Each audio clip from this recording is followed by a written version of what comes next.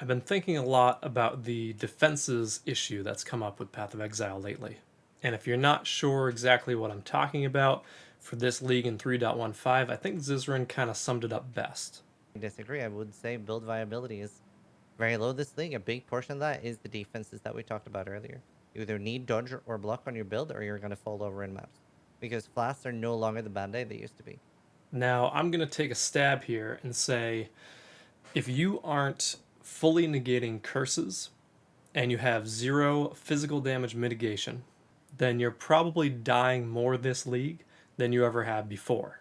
Essentially, what flasks were able to do in the past was give us a kind of baseline cushion where not only could we ignore curses, which is incredibly powerful, but we could use things like granite flasks and jade flasks, as well as the basalt flask.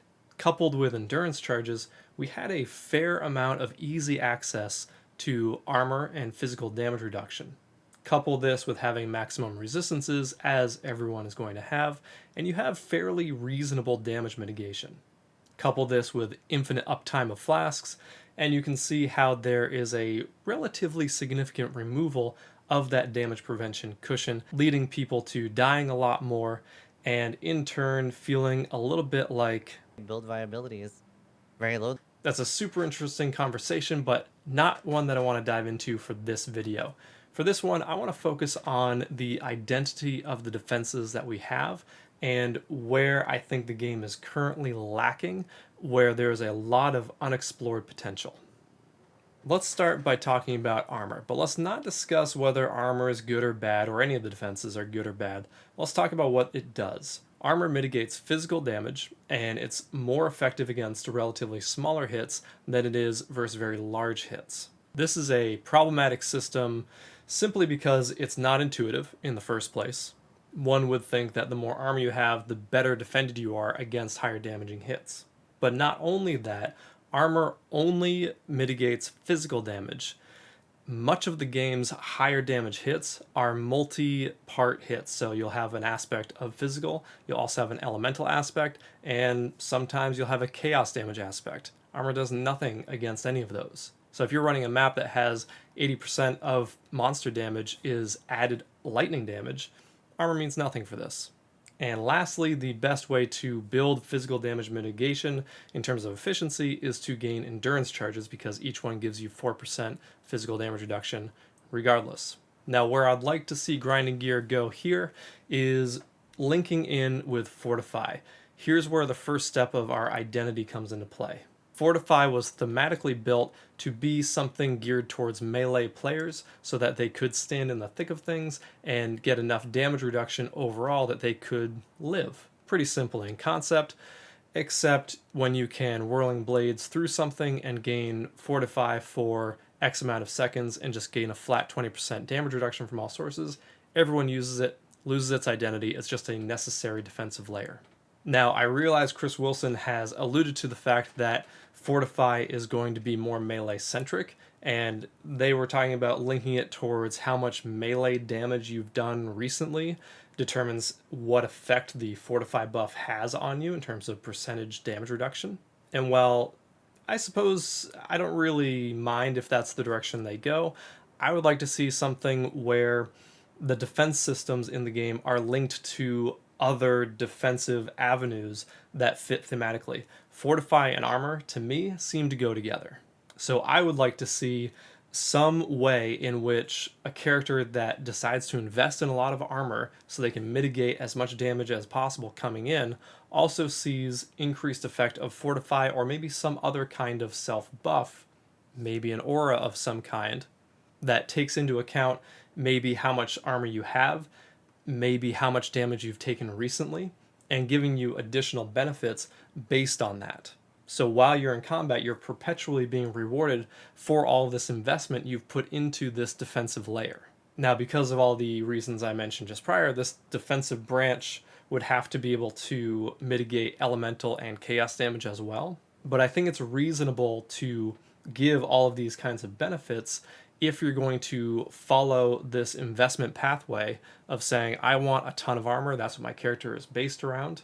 And from what I understand about grinding gear, philosophically, That's something they like. They like to reward you for investing in a theme and going down a specific path.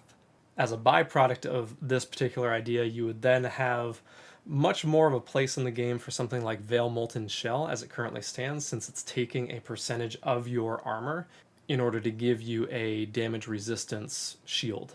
Let's move on to Evasion, because that too is in a bit of a weird spot from a game design standpoint and using it in my character's standpoint in the game. Now, the reason I say Evasion is in kind of a weird spot is because it only applies to hits, physical hits, not spells, and there's no way to change that. You can modify your evasion against projectiles, again, only physical, but spells are completely left out. This is problematic to me because evasion can never be a primary defensive layer under this system. You must have spell block or spell dodge, or some other means to mitigate spell-specific damage, or damage entirely, which means evasion is just kind of weak. The problem is that it's a secondary system, and maybe this kind of alludes to my problem with Energy Shield, which we'll get to in a second, is that both armor and evasion feel very much like secondary, sometimes tertiary layers of defense, which sucks. Why even invest in them? Anyway, I'm digressing a little bit. What I'd like to see with evasion is some kind of link to the elusiveness buff. If you're not familiar, elusive gives you 15% attack and spell dodge and 30% movement speed, and it loses the effectiveness of this buff at 20% per second.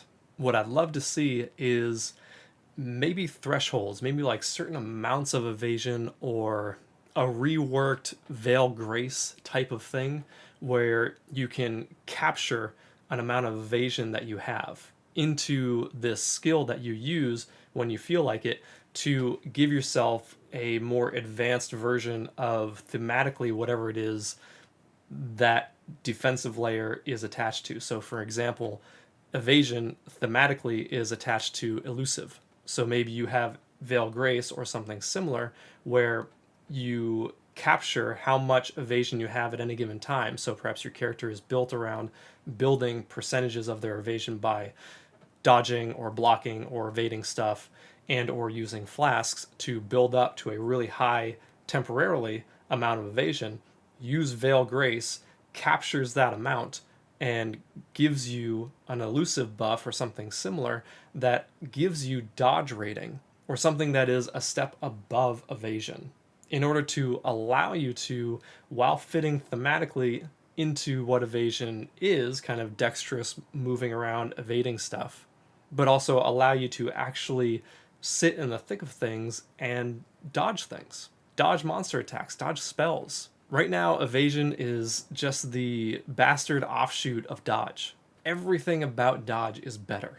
And while yes, there are a couple builds that really take advantage of stacking a ton of evasion, that's really not that interesting. That's the Blizzard way of balancing things, is saying, yeah, you can stack evasion, and there's two builds that you can use that actually work for endgame content.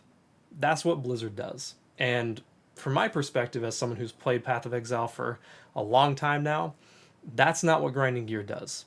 Grinding Gear says, here are all these systems, a bunch of them are really cool, some of them are really powerful, some are a little less powerful but still cool and strong, mix and match, and let's see what happens. I'm digressing again a little bit.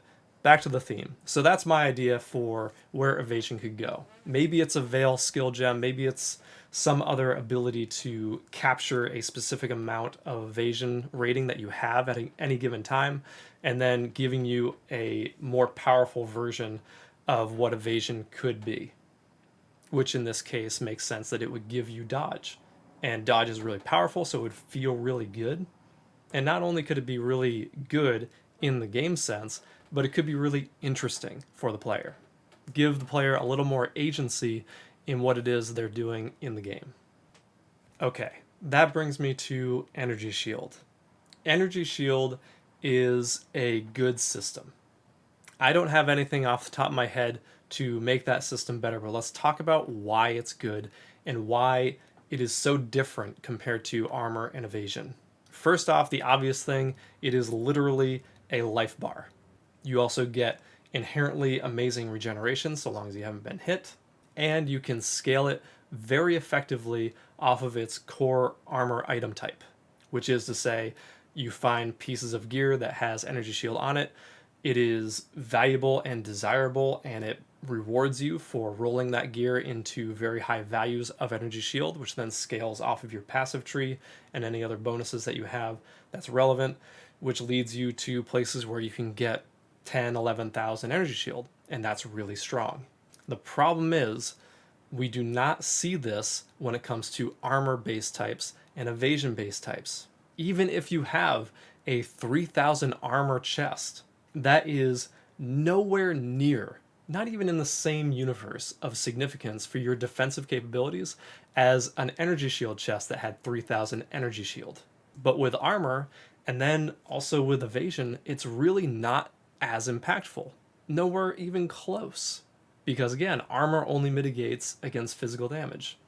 Yes, I know there's transcendence. I know there's ways to modify this, but it's pretty niche and takes a lot of investments, very specific. I want armor to be more applicable to the game as a whole, to the player base as a whole, for it to make sense, for it to be a desired thing to go after and to invest in. So with that lens in mind, armor and evasion, really high amounts of it on your item base types on your gear, really is nowhere near as impactful for your defensive capabilities as energy shield. Energy shield is a very good system because of this. It makes sense. It is clear why you would want to invest in it, and it's clear what you want to roll your gear into or buy your gear to be, and the benefits are clear. And that's where the identity crisis comes into play. Armor base types, evasion base types, these are really used primarily right now to manage your socket colorings. That's not an identity, and it's not interesting. It's not interesting if I know that I need to use an evasion base and I need 6 blues. That's not interesting. That's just annoying. And I'm not saying we should change the socketing coloring system. That's fine. I'm just trying to illustrate my point that energy shield is an identity for your character. You invest in it, it protects you against all damage types, including chaos if you have shavs, and it feels good when it does, and it makes sense. You go into the Shaper fight with a ton of armor, thinking that you can now tank the Shaper Slam, and he one-shots you anyway. Doesn't feel good, doesn't make sense, and now you don't have a character identity. You realize the identity you thought was there isn't. That's what I'm driving at. Maybe I've made my point by now. I hope I have, because I'm running out of ways to restate what I've already said. As always, I'm curious to know what you guys think. Do you think armor and evasion are in good spots? Or could grinding gear do something a little more interesting with them and give us a little bit more of a significant route to avoid damage? Either way, until next time, this is Eli, signing off.